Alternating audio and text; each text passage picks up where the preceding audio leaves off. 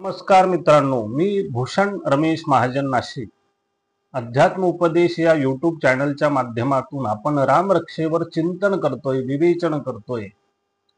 तर ही रामरक्षेमधील जे रक्षा कवच आहे, त्या कवचाला अनुसरून श्रीरामांचा जो जो काही गुण त्या संबंधानं आलाय, तो गुण आपण आचरणात उतरवला की आपल्या आयुष्यामध्ये कशी प्रगती होत जाईल त्याविषयी आपण चिंतन करतोय.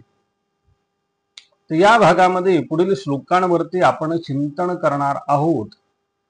तर विश्वामित्र प्रिय श्रुती, मागच्या भागामध्ये विश्वामित्रांना प्रिय असणारा राम म्हणजेच विश्वामित्रांकडून जे ज्ञान संपादन केलं ऐकण्याच्या माध्यमातून, तो राम आता पुढील श्लोकामध्ये त्याने माझ्या कुठल्या अवयवाचं रक्षण करावं, त्या मागचा स्वरूपातल्या रामाचा, त्या गुणाचा काय संबंध त्याविषयी आपण बोलू.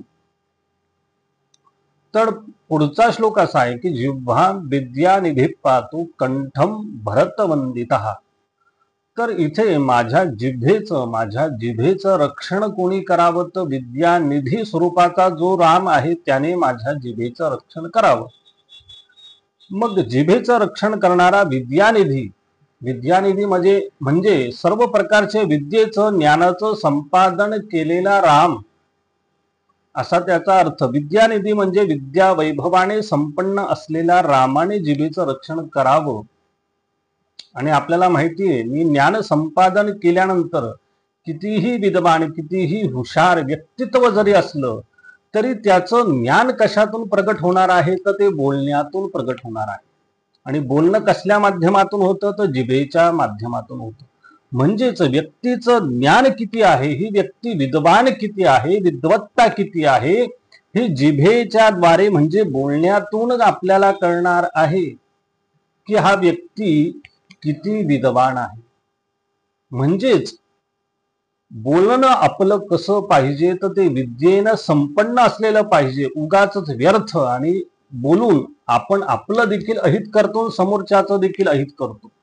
म्हणजे थोडक्यात वाईट बोललं नाही पाहिजे, ज्याने दुसऱ्याचं अंतःकरण दुखेल असं बोललं नाही पाहिजे, ज्यातून इतरांचं अकल्याण होईल, राग द्वेष मदमत्सर वाढेल अशा प्रकारचं बोलणं माझ्याकडून घडलं नाही पाहिजे, ज्यातून समाजाचं, माझं परिवाराचं अहित होईल असं बोललं नाही पाहिजे. मग कसं बोललं पाहिजे, तर विद्यानिधी रामाप्रमाणे जी विद्या संपादन केली आहे त्या विद्येच्या माध्यमातून माझा चरितार्थ असेल, प्रपंच असेल, तो सुरळीत कसा होईल, म्हणजेच विद्या सन्मार्गामध्ये कशी वापरली जाईल, त्या विद्येतून आत्माचं, स्वतःचं आणि इतरांचं कसं कल्याण होईल, हा गुण त्या रामाकडून घ्यायचा आहे. कुठल्या रामाकडून? विद्यानिधी जो राम आहे त्याच्याकडून.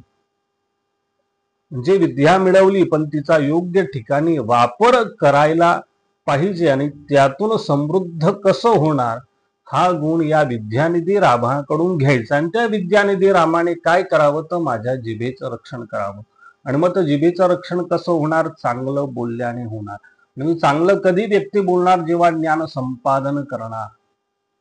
कारण अज्ञान प्रगट मुळात अज्ञात आणि मूर्खत्व हे कशातून प्रगट होतं, तर बोलण्यातून होतं. व्यक्ती बोलायला लागल्यावर तो किती ज्ञान संपन्न आहे, किती समृद्ध आहे, बोलण्यातून कळत असतं. म्हणून बोलणं हे विद्वत्तेला, ज्ञानाला अनुसरून असलं पाहिजे. व्यर्थ बोलून जिभेचं रक्षण होणार नाही. आणि ते रक्षण कशाने होणार? ज्ञानाने होणार. मग तो राम कुठला? तर विद्यानिधी राम. तो गुण ज्ञान संपादन करायचा आणि बोलण्याचा गुण या विद्यानिधी रामाकडून आपण यातून घ्यायचा आहे.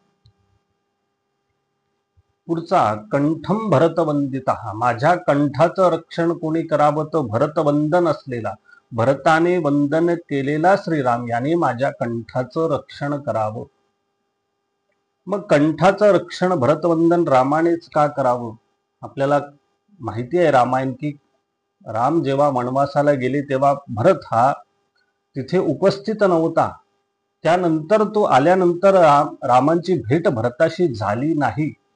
मग त्याने कंठाक्रोश मातेवर केला आणि त्यानंतर चित्रकूट पर्वतावर जेव्हा भरत राम भेट झाली तेव्हा कंठ दाटून आला. कोणाचा कंठ दाटून आला? भरताचा. आणि राम आणि भरत यांची भेट जेव्हा झाली, कंठ भेट, त्यानंतर मग पूर्ववत भरत झाला. बंधू प्रती आपलं असलेलं कर्तव्य, माया, प्रेम, स्नेह, औदार्य हे कसं असावं, तर भरताला प्रिय असलेल्या रामाप्रमाणे असावं. कारण राम भरत भेट आपल्याला सगळ्यांना माहिती आहे. यातून हा गुण घ्यायचा आहे की माझ्या बंधूप्रती, माझ्या भावाप्रती माझं कर्तव्य काय. आपण बघतो की बंधू बंधू जेव्हा एकमेकांना भेटतात किंवा एखाद्या व्यक्तीला आपण जेव्हा बऱ्याच दिवसाने भेटतो तेव्हा आपला कंठ दाटून येत असतो.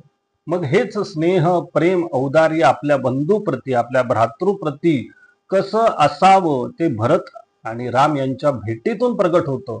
म्हणजेच तोच गुण की आपल्या भातृप्रती, आपल्या बंधूप्रती आपलं असणारं कर्तव्य. या भरत कंठम भरतवंदिता या रामाकडून आपल्याला हा गुण घ्यायचा आहे की आपल्या बंधूप्रती, आपल्या भातृप्रती आपलं असणारं कर्तव्य, मग तो मोठा असो की छोटा असो, यातून या भेटीतून प्रगट होतं. जेव्हा आपण व्यक्तींना भेटतो अगदी मनापासून, अंतःकरणापासून, तेव्हा आपला कंठ दाटून येत असतो. म्हणून कंठाचं रक्षण या भरतवंदन रामाने करावं.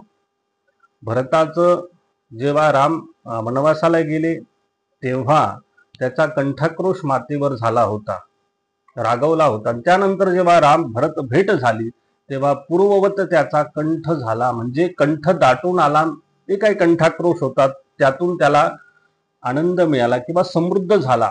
म्हणजेच कंठाचं रक्षण या रामाने करावं. अशा प्रकारे कंठम भरतवंदिता हा या रामाकडून कुठला गुण घ्यायचा, तर बंधूप्रती, भातृप्रती आपलं असणारं कर्तव्य पार करणं हा गुण आपण या रामाकडून घ्यायचा. अशा प्रकारे आपण राम रक्षेतील या श्लोकांचा अर्थ बघितला आणि तो राम गुण आपण कसा आचरणात उतरवावा याविषयी आपण चिंतन केलं. पुढच्या भागामध्ये पुढील श्लोकांचं विवरण आपण करणार आहोत. तेव्हा या चॅनलशी जोडून राहा. धन्यवाद.